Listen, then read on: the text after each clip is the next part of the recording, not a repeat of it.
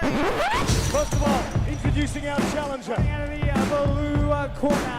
He's going to step in and he does. It's all over. Let's bring on the boom. This is Eternal MMA.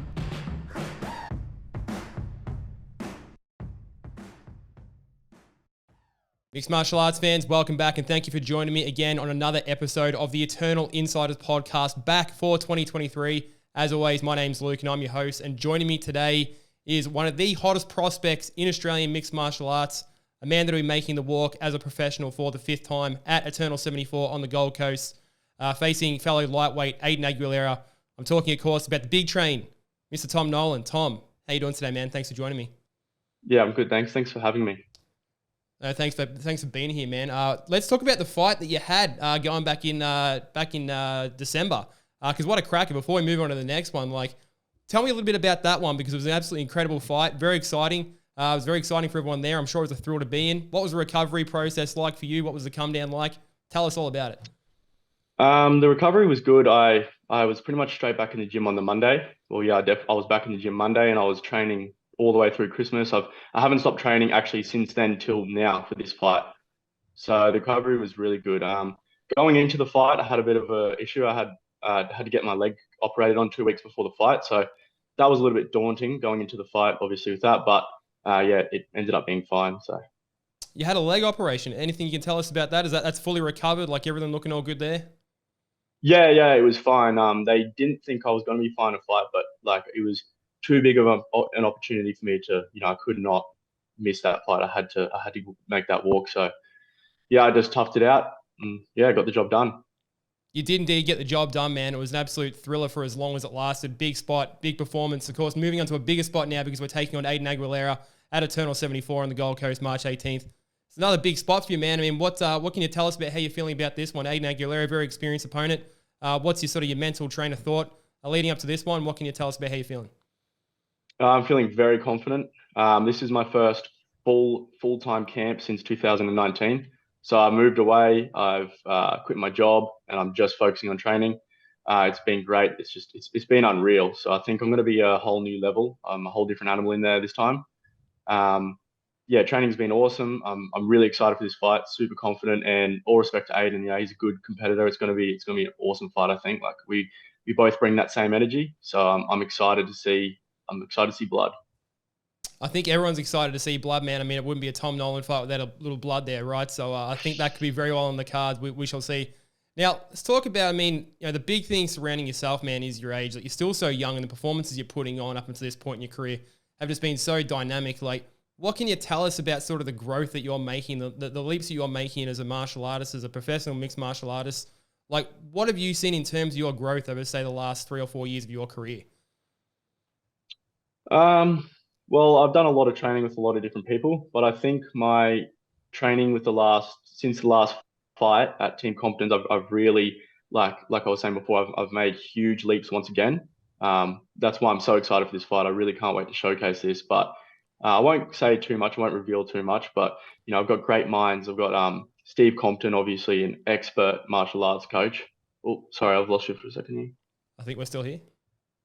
Sorry, I've just got a phone call come through. There we go. Sorry. You're good, brother. Yeah, and Elliot Compton, obviously, is world-renowned striker, and now he's in MMA. So I'm learning a lot from him. And Dom Marfan, my wrestling. It's awesome. Really, it's 3 times a day I'm training now. I'm not worrying about driving around working and then trying to find time to train after and that. I'm just dialed in for this. It's awesome. Now, I wanted to ask you a question. So we've had a couple of big wins on the trot for Eternal MMA, right? So after Eternal 67, the big dog in the commentary booth, Mr. Trahair Nathan, said that we very well might be looking at the future or the next big thing in the lightweight division for Australian mixed martial arts. And then flash forward to Eternal 72, another big performance, and Robert O'Neill making a commentary debut, mirrored those sentiments of Trahair by saying that you are the future of the lightweight division. Are you happy to carry those heavy tags at this point in your career? Absolutely. Yeah, that's what I'm here for. I've had my trials and tribulation outside of the cage. I've had some tough things happen in my life. So this is where I feel the most free. I feel this is what I'm meant to do. So the pressure doesn't get to me at all. I love it. I love to do this. I step in there and I enjoy every single moment of it. Yeah, so you like to take on the pressure, right? Like, do you get sort of any sort of external pressure from anywhere else, or is the pressure you really feel is just the pressure that you put on yourself to perform? Yeah, again, I don't really feel the pressure. The pressure excites me. Hey, the more pressure, the more like excited I get. The more I want to, like, I start thinking about the pressure and I start getting excited. I want to, like if it's late at night, I'll start thinking about it and it'll be midnight and I'll want to get up and start shadowboxing when really I should be getting sleep. Like, you know what I mean? I really enjoy that feeling. Yeah, I mean, it's all part and parcel of being so young in the game, right? I mean, the energy must be boundless. So, a lot that you want to sort of get in there and express yourself inside the cage, I can only imagine. Now, looking forward to the matchup with Aidan, obviously we just touched on the fact that very experienced opponent. Of course, he was a lightweight champion recently until he lost that. And what do you sort of look at when you sort of look at Aidan as a stylistic matchup? I know you said that, he is going to be a tough matchup, but stylistically, when you sort of look at him, do you study him at all? Have your coaches study him and pass it on to you? Like, what do you expect to see when you step foot in the cage against Aidan? Yeah, my coaches have studied him. I don't study too much. I try to focus more on what I'm going to do, and I let them implement that in my training. But yeah, I see it being a really, really fun matchup.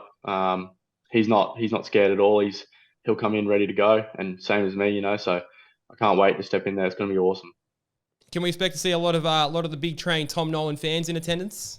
Absolutely, yeah, you can definitely expect that. Yeah.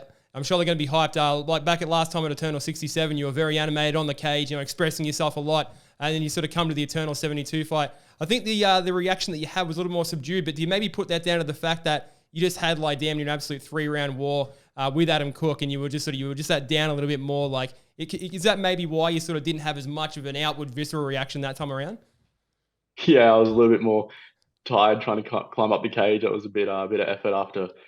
Oh man, I'd hate to think how many shots I landed in that fight, and it took a while before it was over. So I was teeing off, and then yeah, it was finally over. Tried to climb the cage, and it was pretty hard to get up there. So once I was up there wasn't much energy left to express myself. So, like, what goes through your mind in those sort of periods? Because I watched the fight back again today, and I'm sort of looking at it, and even though I've seen it a couple of times, I'm thinking like, man, is the ref going to stop the fight? Is the ref going to stop the fight? Is that something that goes through a fighter's head at the same time? Like, are you processing those thoughts like, sure, this has got to be over any moment? Like, how many more strikes do I have to throw? Is that the sort of thing that's present with you at the time, or are you just blank to that in the moment? Watching it back, I think I should have picked up on it earlier. But in the moment, like, I do remember having that switch click where I was like, oh, I've got this one. Like, I've just got to keep going here. Looking back, I probably, if I had made that switch a little bit earlier, I think I could have got it finished a bit earlier. But, it's hard to...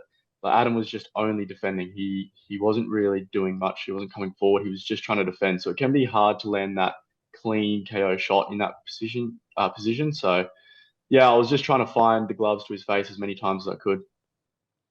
Now, you're getting a reputation of one of, if not the most exciting fighters, in Australia today. And I think that's a reputation that's very well deserved. Is that something that's important to you? I know obviously the wins are important, the performance are important, but is it something that's important to you to put on a show every time you go out there? Or is it really just a byproduct of like that animalistic drive that you sort of have, and that's why you end up putting on those performances? Yeah, I wouldn't say the win is as important to me. So like, obviously winning is important, but I don't put that pressure on myself. I put the pressure on myself of giving it everything I've got and making sure that I like express myself.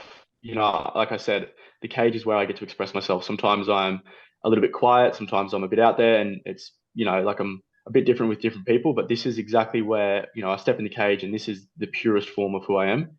So for me, it's not about getting the win. If it was that mindset, I think my fights would be boring if that's all I was thinking about. For me, it's like, it's causing violence. It's causing chaos. I just love that. I love the thought of giving everything I've got and, for the whole time or until it finishes. That's what my thought process is going in. So I think it's a byproduct of that. Now, I know you're not going to be looking past your opponent, Aidan, at Eternal 74, but with all the talk that's being made of you in terms of how exciting a prospect you are, being labelled the future of the division, the next big thing in the lightweight division, how the next big thing in Australian mixed martial arts potentially, should you go out and get the win? Now, I know, I'm assuming, of course, in your head you're getting the win. What do you think comes next for you? Some have been saying that if you look good in this fight, you get the win, that next you could be potentially looking at a lightweight title shot. Is that something that you like to think about, or is that something you'll sort of put to the side and wait and see what happens after this fight? So my management have got a pretty good thing lined up for me by the sounds of it. I won't say too much, but if that doesn't come through, then I definitely want the title shot because, To be honest, I feel like this fight should be the title fight. I feel like Adam was the number one guy, and I took him out, and I feel like that put me as the number one guy. But yeah, this fight's going to lead to some pretty good stuff for me, I believe. And yeah, I'll just keep it at that. Maybe some news on the potential horizon there. So I wanted to ask you one more question, mate, before we go. Nick, you said to me when we talked last time that leading into that fight, you're expecting 100% to get the finish. There's no way that you're walking out there without the KO. Coming into this fight, is that something that you're expecting to see again? What can you tell us about how you think the fight's going to go down on March 18th? I absolutely am going to get the finish, yes. If I don't get the finish, it's going to be a 3-round war. But yeah, I think we've got the game plan, and I'm as confident or more confident than the last time that I will get the finish. You heard it here first. It's a big train, Tom Nolan, coming in hot for Eternal 74, March 18th on the Gold Coast against Aidan Aguilera, the 4 champion. It's going to be a hell of a fight. Tom, thanks for joining, man. I can't wait to see it. All the best, and we hope to have you back on the show again soon. Thanks for having me, bro. Appreciate it.